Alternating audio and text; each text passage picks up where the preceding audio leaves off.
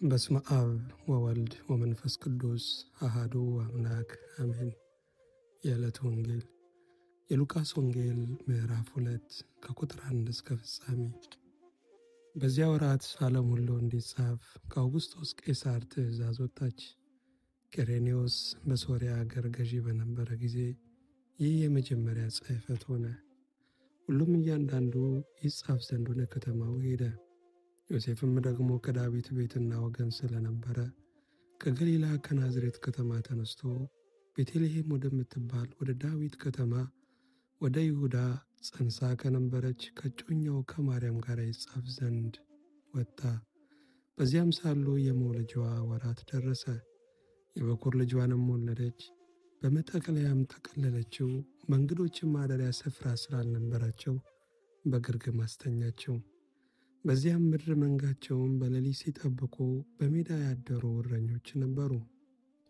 እነሆም የጌታ መልአክ ወደ እነርሱ ቀረበ። የጌታ ክብርም በዙሪያቸው አበራ፣ ታላቅ ፍርሃትን ፈሩ። መልአኩም እንዲህ አላቸው፣ እነሆ ለሕዝቡ ሁሉ የሚሆን ታላቅ ደስታ የምሥራች እነግራችኋለሁና አትፍሩ። ዛሬ በዳዊት ከተማ መድኃኒት እርሱም ክርስቶስ ጌታ የሆነ ተወልዶላችኋልና። ይህም ምልክት ይሆንላችኋል፣ በግርግምም ተኝቶ ታገኛላችሁ። ድንገትም ብዙ የሰማይ ሰራዊት ከመልአኩ ጋር ነበሩ፣ እግዚአብሔርንም እያመሰገኑ ክብር ለእግዚአብሔር በአርያም ይሁን፣ ሰላምም በምድር ለሰውም በጎ ፈቃድ አሉ። መላእክትም ከእነርሱ ተለይተው ወደ ሰማይ በወጡ ጊዜ እረኞች እርስ በርሳቸው እንግዲህ እስከ ቤተልሔም ድረስ እንሂድ፣ እግዚአብሔርም የገለጠልንን ይህን የሆነውን ነገር እንይ ተባባሉ። ፈጥነውም መጡ፣ ማርያምንና ዮሴፍን ሕፃኑንም በግርግም ተኝቶ አገኙ። አይተውም ስለዚህ ሕፃን የተነገረላቸውን ነገር ገለጡ። የሰሙትን ሁሉ እረኞቹ በነገሯቸው ነገር አደነቁ። ማርያም ግን ይህን ነገር ሁሉ በልቧ እያሰበች ትጠብቀው ነበር። እረኞችም እንደተባለላቸው ስለሰሙትና ስላዩት ሁሉ እግዚአብሔርን እያመሰገኑና እያከበሩ ተመለሱ። ይገርዙት 8 ቀን በሞላ ጊዜ በማኅፀን ሳይገረዝ በመልአኩ እንደተባለ ስሙ ኢየሱስ ተብሎ ተጠራ።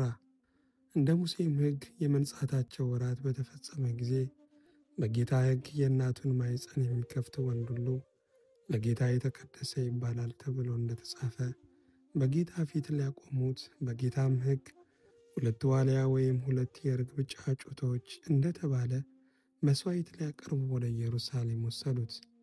እነሆም በኢየሩሳሌም ስምዖን የሚባል ሰው ነበረ።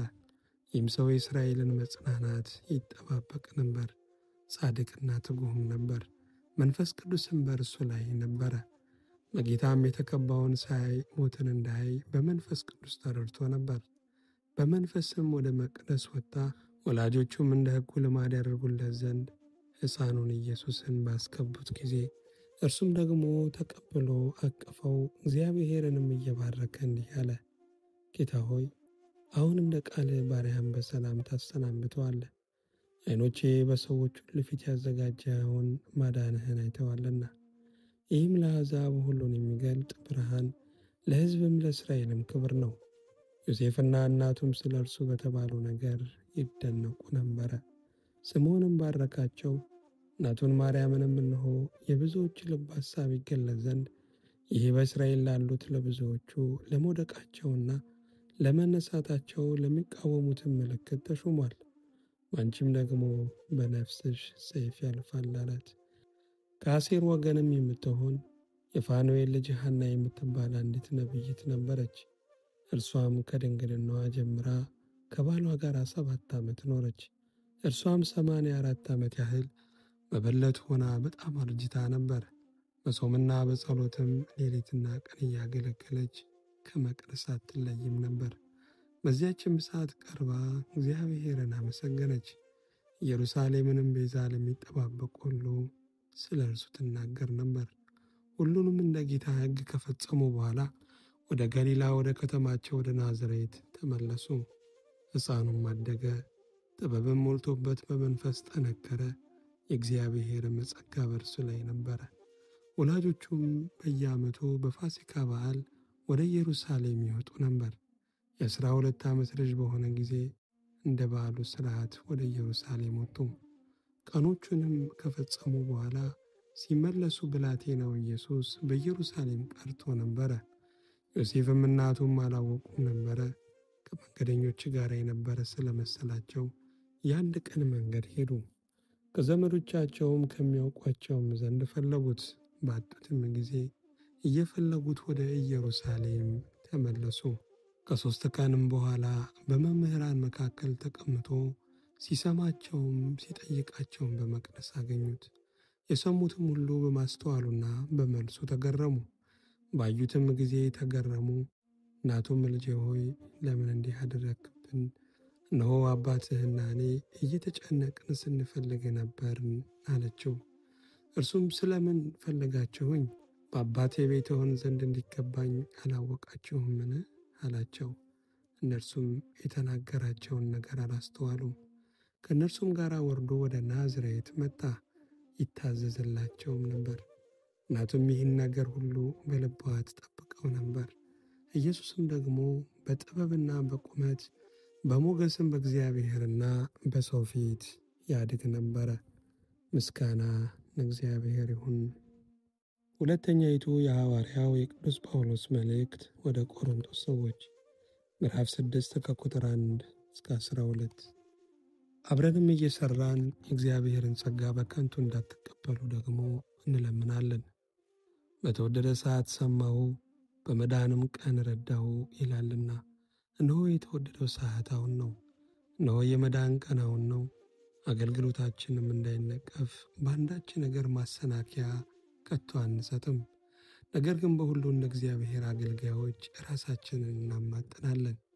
በብዙ መጽናት፣ በመከራ፣ በችግር፣ በጭንቀት፣ በመገረፍ፣ በወህኒ፣ በሁከት፣ በድካም፣ እንቅልፍ በማጣት፣ በመጦም፣ በንጽሕና፣ በእውቀት፣ በትዕግሥት፣ በቸርነት፣ በመንፈስ ቅዱስ ግብዝነት በሌለው ፍቅር፣ በእውነት ቃል፣ በእግዚአብሔር ኃይል ለቀኝና ለግራ በሚሆን በጽድቅ የጦር ዕቃ፣ በክብርና በውርደት፣ በክፉ ወሬና በመልካም ወሬ ራሳችንን እናማጥናለን።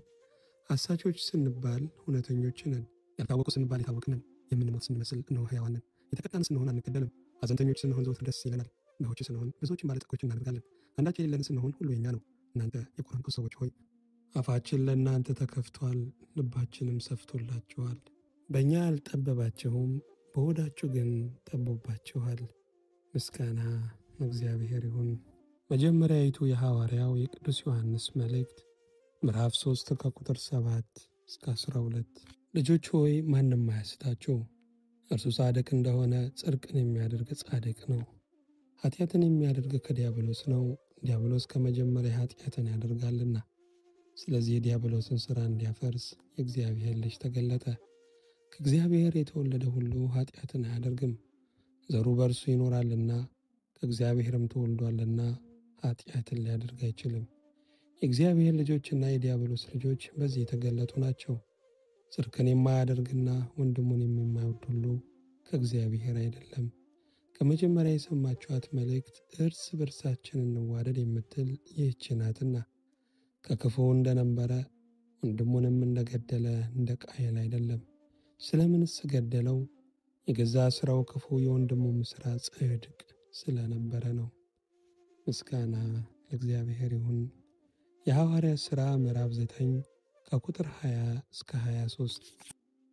ወዲያውም ስለ ኢየሱስ ክርስቶስ እርሱ የእግዚአብሔር ልጅ እንደሆነ በምኵራቦቹ ሰበከ። የሰሙትም ሁሉ ተገረሙና ይህ በኢየሩሳሌም ይህን ስም የሚጠሩትን ያጠፋ አይደለምን? ስለዚህ ታስረው ወደ ካህናት አለቆች ይወስዷቸው ዘንድ ወደዚህ አልመጣምን? አሉ። ሳውል ግን እየበረታ ሄደ።